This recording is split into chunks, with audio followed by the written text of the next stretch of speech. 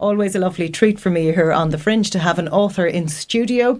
Today's author is Paul Edmondson, originally from Salford in England, living in Waterford, and he has brought out a great book which he was kind enough to send to me in the post a few weeks ago called The Great Spirit of Yosemite, and he is here to talk all about that and to chat a little bit about himself as well, if you're up for it. Paul, how are you? We'll give it a go, and thanks very much, Mary, for inviting me in. No bother at all. No bother at all. So Salford in England, how did you end up here? Tell me a little bit about all that.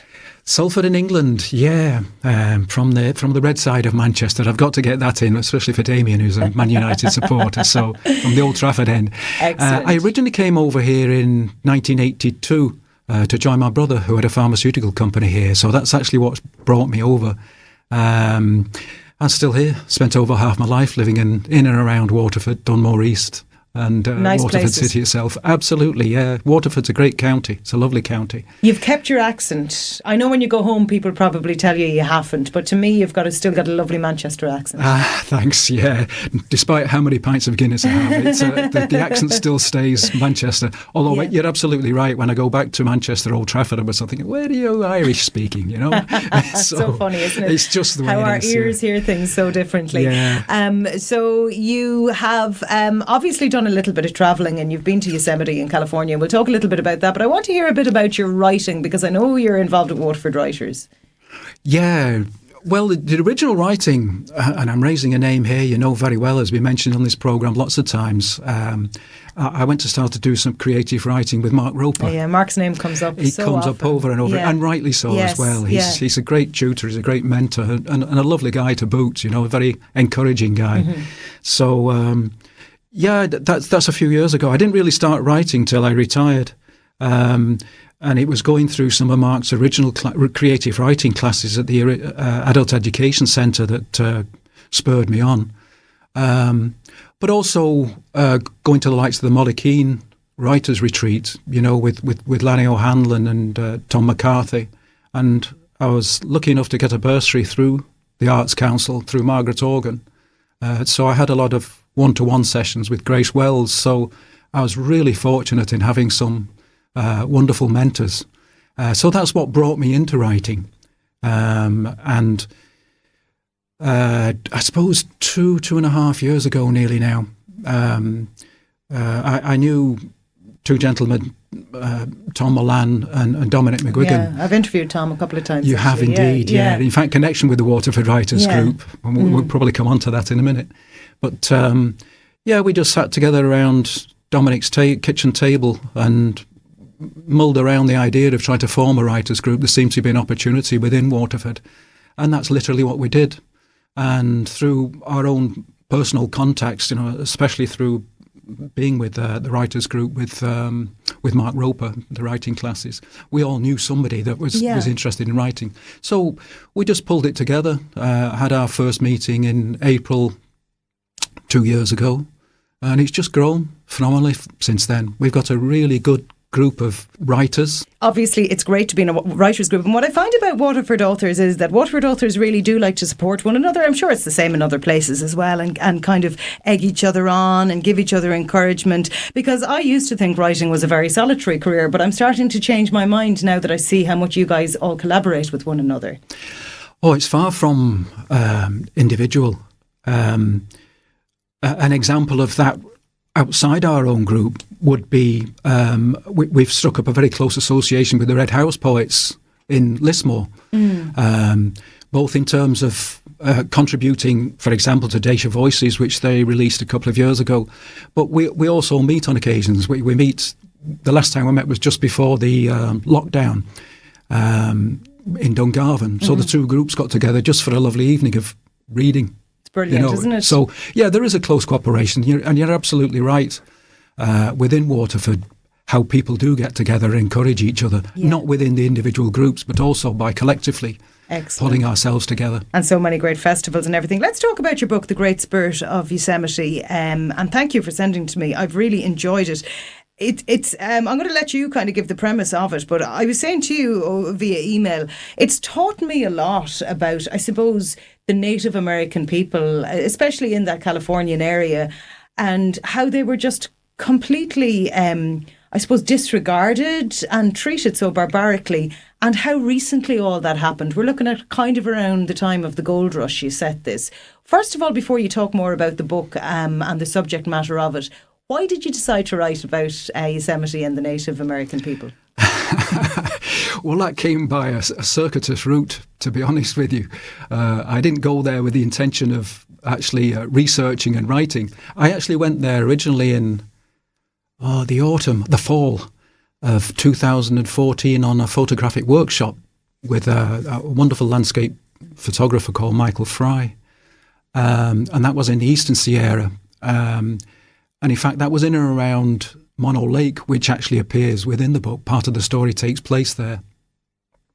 But after finishing the workshop, I then went off into Yosemite myself for 10 days, just for photography. There's very little water around there at that time. So, in fact, I went back there again in the spring of 2016, the last week in May and the first week in June, because that's when the snow melt is. So, unfortunately, being a lot of snow, so there's a lot of waterfall evidence there to take the photographs of the waterfall. But wherever I was, I would write down in my notebook where I was and what I was photographing. And one of the locations and what I was photographing was a mountain with 3 peaks, and this was called the Three Brothers.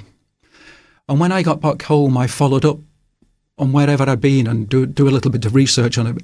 And it turns out that the 3 brothers were the 3 sons of Chief Tenaya. And Chief Tenaya is the main character in this book. The subheading is that it's the story of Chief Tenaya. Yes, absolutely. I've made him the main character. Yeah. And in fact, he was the chief of the Awahanis, as they call themselves, or Yosemites, as they came to be called, in the middle of the 19th century. So around the 1850s and before. At that time, because of the gold rush, there was the Mariposa Indian War, where the Mariposa Battalion was formed and, in fact, if you like, invaded Yosemite because of the resistance of the indigenous peoples that were living there and had lived there for thousands of years. And I think that's the really shocking part of the book, that they were there for so long, and, you know, the pale faces, as they called them, obviously, you know, the white settlers, most of them mad to get a bit of gold and mine gold, just seemed to have no real regard for utterly uprooting them. Well, there was no regard. Yeah. I mean, they effectively had no rights to the land that they'd occupied for thousands of years. Whereas after the Mexican-American War, all California, as it became to be known, was ceded from the Mexicans to the Americans. But there was no land rights for the indigenous peoples that were living there. There just simply weren't any land rights. And then the gold rush, of course, brought a lot of pressure on the indigenous populations that were living there. And with no rights, it was just very easy for the white people just to simply take over their lands and effectively just put them into reservations. I mean, it's still a problem today. So this book is about real characters and real people. I mean, you clearly put a huge amount of research into it, not just in terms of the history, but in terms of who the people were, how they lived, how they hunted for food, I suppose how they felt when all this started to happen, what it was like for the women and children. Yeah, I will emphasise it as a fiction, but I've based it very much in as many historical facts as I could put together. So it is authentic in that context. Yeah, and you have some details about the tribes and that in the book at the start as well. Absolutely, but it's always with a little bit of caution. You've got to remember that the indigenous peoples at that time didn't write. Their communication was verbal. Okay. So they had actually nothing written down. So it's what people who could write, the white people, have taken and interpreted themselves, and I've had to further interpret it. But I've been true to the history as far as I practically can, and I've tried to be as far as I can true to the honour of the indigenous people who were, as you say, treated abominably. They were treated terribly. You got this book published? Yes. What sort of a process was that? Tortuous. Really?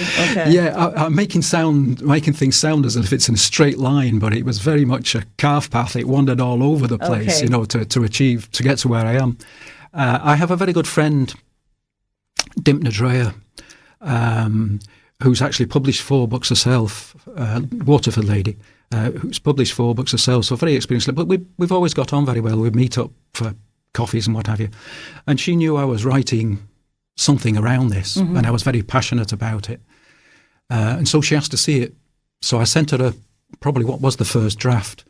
And she really encouraged me to do something about it. And every time we met, have you done anything yet, Paul? You know? You need someone like that, don't you, to kind of put the skates on you? And I'm very grateful for Dimpna for pushing me.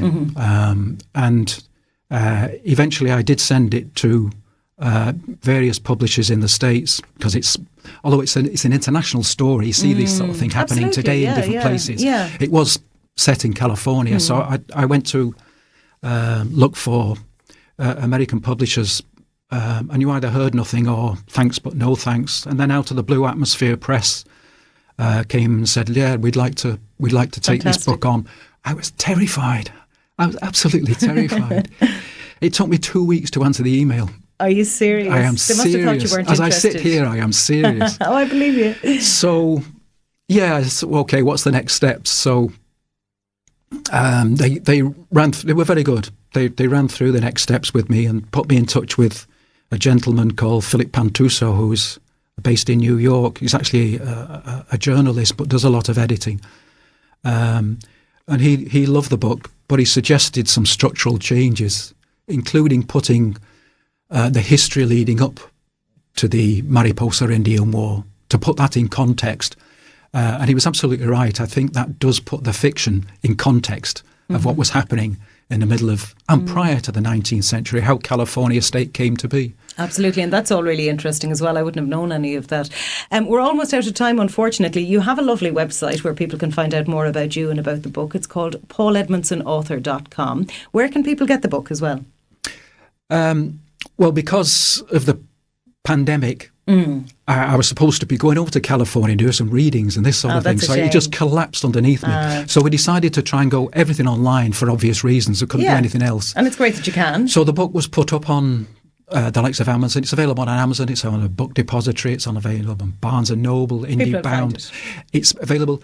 And as you said, it's available on my own website, so it can be purchased there. Great stuff. So that's the easiest. And I'll post it out to people and sign it for them.